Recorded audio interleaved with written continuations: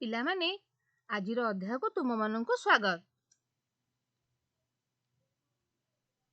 ଏହି ଛବିଟିକୁ ଦେଖ।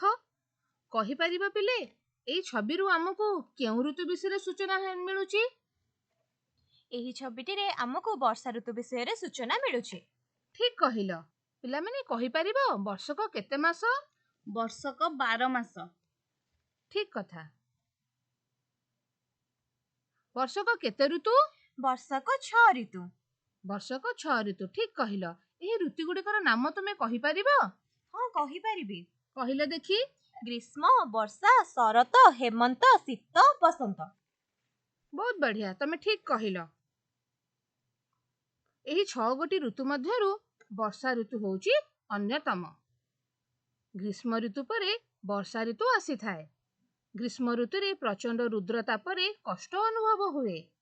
ପ୍ରାଣୀକୁଳ କଷ୍ଟ ଅନୁଭବ କରନ୍ତି। ନଦୀ ନାଳ ସବୁ ଶୁଖି ଯାଇଥାଏ। ବର୍ଷାର ଆଗମନରେ ପୃଥିବୀ ଜଳ ଲାଭ କରି ସନ୍ତୁଷ୍ଟ ଲାଭ କରେ। ପ୍ରାଣୀକୁଳ ଆଶ୍ୱସ୍ତ ହୁଅନ୍ତି। ନଦୀ ନାଳ ସବୁ ଜଳରେ ପୂର୍ଣ୍ଣ ହୋଇଯାଇଥାଏ।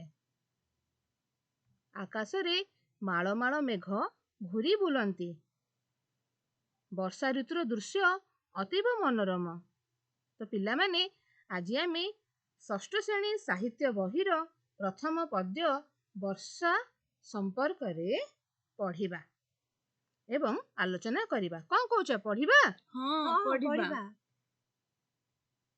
ଏହାକୁ ପଢ଼ିବା ପୂର୍ବରୁ ଏହାର କବିଙ୍କ ସମ୍ପର୍କରେ ଆଲୋଚନା କରିବା। ଏହାର କବି ହେଉଛନ୍ତି ଅତିବଡ଼ି ଜଗନ୍ନାଥ ଦାସ। ସେ ପଞ୍ଚସଖା ମାନଙ୍କ ମଧ୍ୟରୁ ଜଣେ ବଳିଷ୍ଠ ବ୍ୟକ୍ତିତ୍ୱ ଅଧିକାରୀ ଥିଲେ। ପଞ୍ଚଦଶ ଶତାବ୍ଦୀର ଶେଷାର୍ଦ୍ଧ ଓ ଷୋଡ଼ଶ ଶତାବ୍ଦୀର ପ୍ରଥମାର୍ଦ୍ଧ ଏହି କବିଙ୍କର ଉଦ୍ଭୋଦୟ ହୋଇଥିଲା। ସେ ପୁରୀ ଜିଲ୍ଲାର କପିଳେଶ୍ୱରପୁର ନାମକ ଏକ ଗ୍ରାମରେ ଜନ୍ମଗ୍ରହଣ କରିଥିଲେ। କବିଙ୍କର ରଚିତ ଓଡ଼ିଆ ଭାଗବତ ଏକ ପବିତ୍ର ଗ୍ରନ୍ଥ ଅଟେ। ଏହା ସରଳ ଓ ସାବଳୀଳ ନବାକ୍ଷରୀ ଛନ୍ଦରେ ରଚିତ ହୋଇଅଛି। ସେ ସମୟରେ ପ୍ରତ୍ୟେକ ଓଡ଼ିଆଙ୍କର ଇଚ୍ଛା ଥିଲା ନିଜର ସନ୍ତାନମାନଙ୍କ ଠାରୁ ମୃତ୍ୟୁ ସମୟରେ ଥରେ ଭାଗବତ ଶୁଣିବା।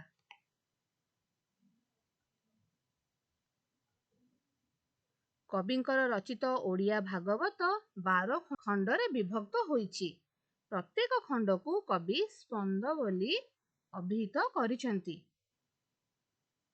କବି ଜଗନ୍ନାଥ ଦାସ ଓଡ଼ିଆ ଭାଗବତ ବ୍ୟତୀତ ଅନ୍ୟ ଗ୍ରନ୍ଥ ସବୁ ରଚନା କରିଛନ୍ତି। ସେଗୁଡ଼ିକ ମଧ୍ୟରୁ ଅର୍ଥକୋଇଲି, ତୁଳାଭିଣା, ଦାରୁ ବ୍ରହ୍ମଗୀତା, ମୃଗୁଣୀ ସ୍ତୁତି ଆଦି ଅନ୍ୟତମ। ଏହି କବିତାଟି କବିଙ୍କର ରଚିତ ଓଡ଼ିଆ ଭାଗବତର 10ମ ସ୍କନ୍ଦ 21 ଅଧ୍ୟାୟରୁ ଆସିଅଛି। ଏଠାରେ କବି ବର୍ଷାର ମନୋରମ ଦୃଶ୍ୟକୁ ଅତି ସୁନ୍ଦର ଭାବରେ ବର୍ଣ୍ଣନା କରିଛନ୍ତି। ତେବେ ବର୍ତ୍ତମାନ ଆସ ଆମେ କବିତାଟିକୁ ସମ୍ପୂର୍ଣ୍ଣ ଆବୃତ୍ତି କରିବା। କ'ଣ କହୁଛ, ଆବୃତ୍ତି କରିବା? ହଁ, କରିବା। ତାହେଲେ ମୁଁ କବିତାଟିକୁ ଆବୃତ୍ତି କରୁଛି, ତୁମେମାନେ ଧ୍ୟାନ ଦେଇ ଶୁଣ। ଏହାପରେ ତମେମାନେ ମଧ୍ୟ କବିତାଟିକୁ ଭଲ ଭାବରେ ଆବୃତ୍ତି କରିବ। ଏମନ୍ତେ ଗ୍ରୀଷ୍ମ କାଳ ଗଲା, ବରଷା ଋତୁ ପ୍ରକାଶିଲା। ସକଳ ଋତୁଙ୍କର ସାର, ଶସ୍ୟ ସମ୍ପଦ ମଞ୍ଚପୁର। ମେଘେ ମିଳିଲେ ଶୂନ୍ୟ ପଥେ, ବିଜୁଳି ଶବଦ ସଙ୍ଗତେ। ମହିମଣ୍ଡଳ ଦୁଃଖ ଚାହିଁ, ଜଳ ଛାଡ଼ିଲା ତୋଷ ହୋଇ। ଘୋର ଶବଦେ ମେଘମାଳ, ଗର୍ଜିଣ ବରଷନ୍ତି ଜଳ। ପ୍ରାଣୀ ଜୀବନ ଜଳ ରାଶି କରୁଣା ଚିତ୍ତରେ ବରସି ପୃଥିବୀ ରବି ତେଜ ଗ୍ରାସେ ତାପିତ ଥିଲା ଅଷ୍ଟମାସେ ଜଳ ପାଇଲା ତ ସଚିତେ ତପସ୍ୱୀ ଜନଙ୍କର ମତେ ତପସ୍ୟା ଫଳ ଯେହ୍ନେ ପାଇ ଭୁଞ୍ଜନ୍ତି ଅତି ସୁଖୀ ହୋଇ ଖୋଦ୍ୟତ କୀଟ ନିଶା ମୁଖେ ଜଗତ ଆବୋରିଲେ ସୁଖେ ମଣ୍ଡୁକେ ମେଘନାଦ ଶୁଣି ଗର୍ଜନ୍ତି ଆବରିଣ ପାଣି ଅଳପ ନଦୀଏ ପୁରିଲେ ଲହରୀ ମତେ ଉଛୁଳିଲେ ନାନା ପ୍ରକାରେ ଶସ୍ୟ ରାଶି ଏଣେ ପୂରିତ ମହି ଦିଶି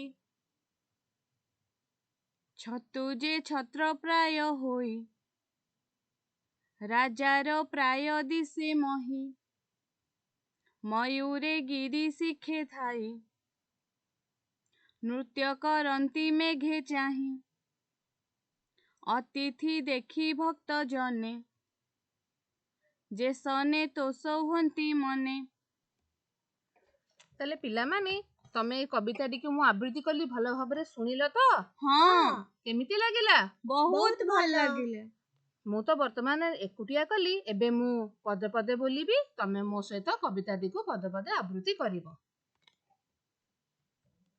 ଏମନ୍ତେ ଗ୍ରୀଷ୍ମ କାଳ ଗଲା ବରଷା ଋତୁ ପ୍ରକାଶିଲା ଏମନ୍ତେ ଗ୍ରୀଷ୍ମ କାଳ ଗଲା ବରଷା ଋତୁ ପ୍ରକାଶିଲା ସକଳ ଋତୁଙ୍କର ସାର ଶସ୍ୟ ସମ୍ପଦ ମଞ୍ଚପୁର ସକଳ ଋତୁଙ୍କର ସାର ଶସ୍ୟ ସମ୍ପଦ ମଞ୍ଚପୁର ମେଘେ ମିଳିଲେ ଶୂନ୍ୟ ପଥେ ବିଜୁଳି ଶବଦ ସଙ୍ଗତେ ମେଘେ ମିଳିଲେ ଶୂନ୍ୟ ପଥେ ବିଜୁଳି ଶବଦ ସଙ୍ଗତେ ମହିମଣ୍ଡଳ ଦୁଃଖ ଚାହିଁ ଜଳ ଛାଡ଼ିଲା ତୋଷ ହୋଇ ମହିମଣ୍ଡଳ ଦୁଃଖ ଚାହିଁ ଜଳ ଛାଡ଼ିଲା ତୋଷ ହୋଇ ଘୋର ଶବଦେ ମେଘମାଳ ଗର୍ଜିଣ ବରସନ୍ତି ଜଳ ଘୋର ଶବଦେ ମେଘମାଳ ଗର୍ଜିଣ ବରସନ୍ତି ଜଳ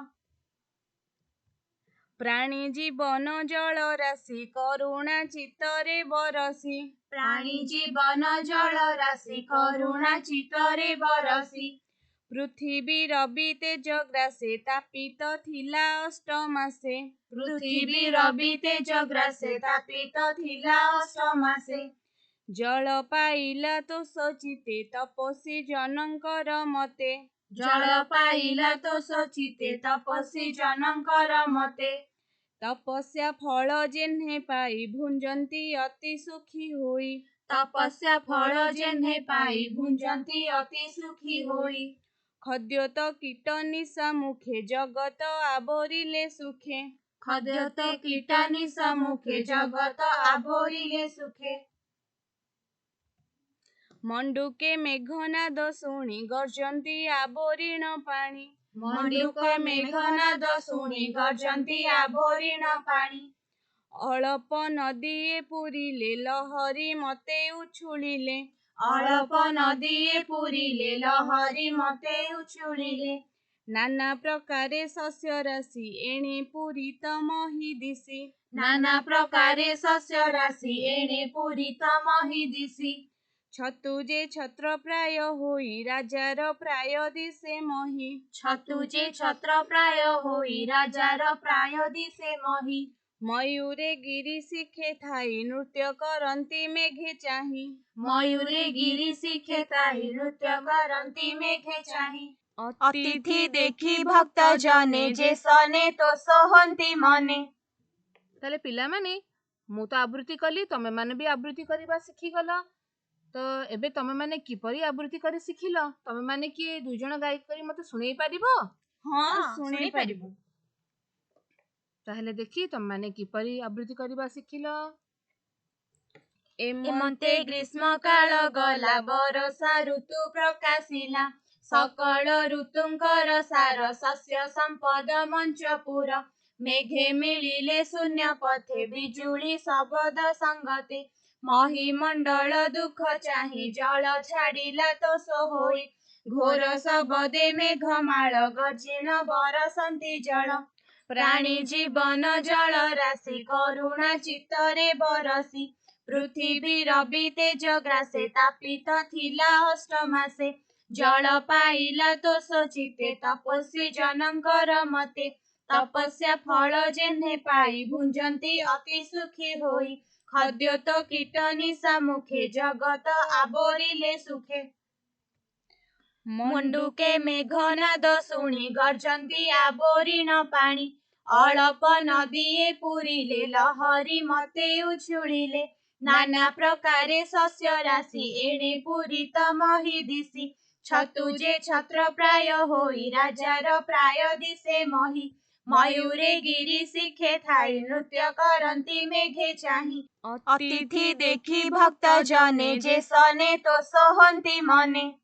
बहुत बढ़िया तमे दुई जण तो बहुत भल भाव कविता आवृत्ति करवा शिखीगल आमर आसंता क्लास रे तुमे मान भल भाव कविता को आवृत्ति करके आसीथिबो आमे माने जण जण करी आमे आवृत्ति करिबा आउ तमे माने किपरि भाव आवृत्ति करी शिखिल मने रखिल ताहा आमे देखिबा ताले पिला माने आजिर क्लास रे तुमे माने कोन शिखिल आजिर क्लास रे तुमे माने कविकर परिचय प्रदान करिबा शिखिल जोटा ଏହା ପରେ ତୁମେମାନେ ବର୍ଷା କବିତାର କବିତାଟିକୁ ସ୍ୱରର ଉପଯୁକ୍ତ ଉତ୍ଥାନ ପତନ ଗତି ଲୟ ତାଳ ଦେଇ ଠିକ୍ ଭାବରେ ଉଚ୍ଚାରଣ କରି ଆବୃତ୍ତି କରିବା ଶିଖିଲ। ତ ଆଜିର ଶ୍ରେଣୀଟି କ୍ଲାସଟି ଆମେ ଏଠି ରଖିବା। ଧନ୍ୟବାଦ।